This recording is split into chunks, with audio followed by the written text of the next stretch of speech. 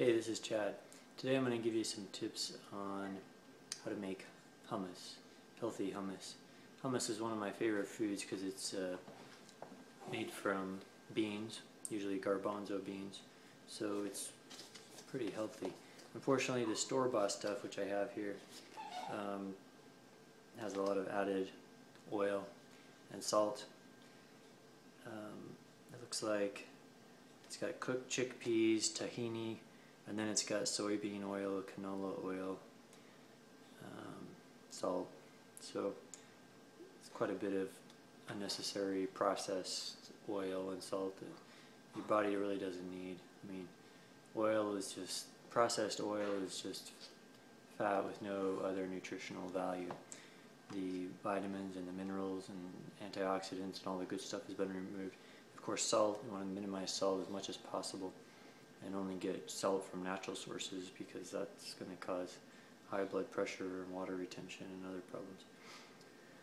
So I'm giving up store-bought hummus, and today I'm going to try to make some homemade hummus. These are the ingredients. First of all, garbanzo beans. So I've got cooked garbanzo beans. These are just a regular 15-ounce can that I got at the grocery store. Then sesame seeds. I've got a quarter cup of sesame seeds here. I'm also going to add in some tahini, which is just ground up sesame seeds. About a tablespoon of tahini. It makes it extra thick and creamy. I've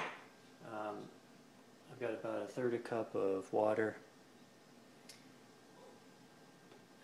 1 or 2 tablespoons of lemon juice, freshly juiced lemon. I've got 2 tablespoons here. I'll see, that might be too much, but I'd say somewhere between 1 and 2.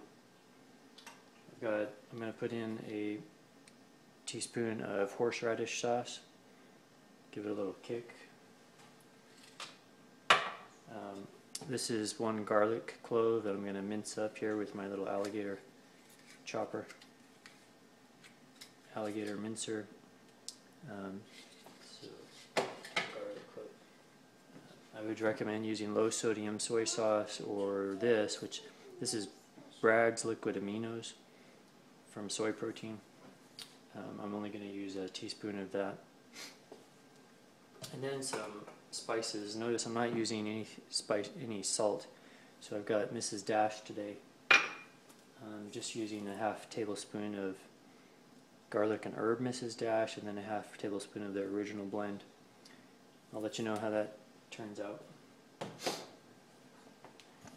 Okay, so I'm going to throw all these ingredients in the blender. Actually, I'll probably blend the sesame seeds first and do them extra well blended to try to get a thick paste. I prefer to have those sesame seeds ground up really well or blended up really well.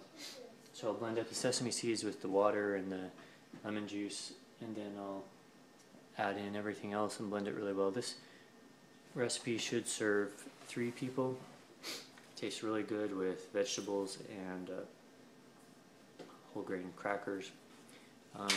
It does have quite a bit of protein. I calculated that it's going to have 13 grams of protein per person, per serving.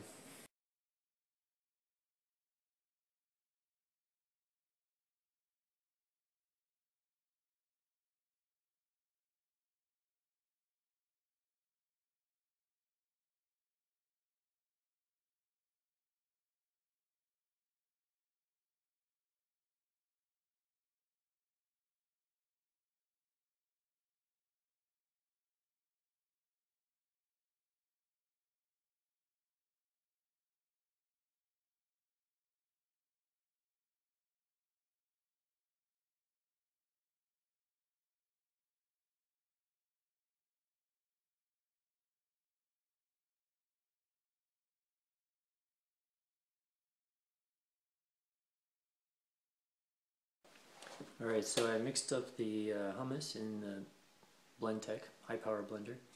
Had to add a little bit extra water, it was just too thick to blend, so I ended up with about a ½ cup of water. So now Gina is going to help me test it. We'll see how it tastes.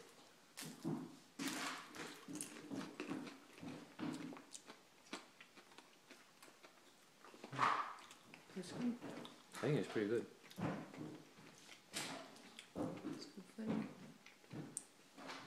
We're eating it on matzo bread, whole wheat.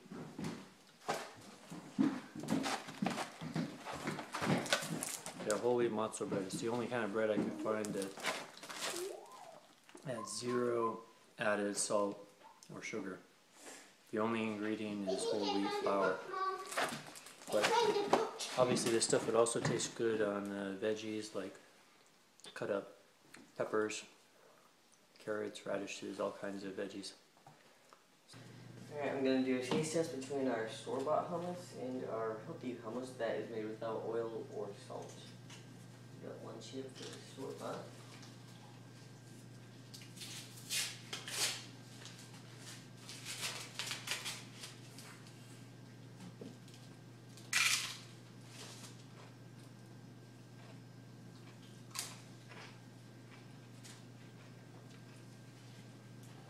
It's good, but you can taste the oil.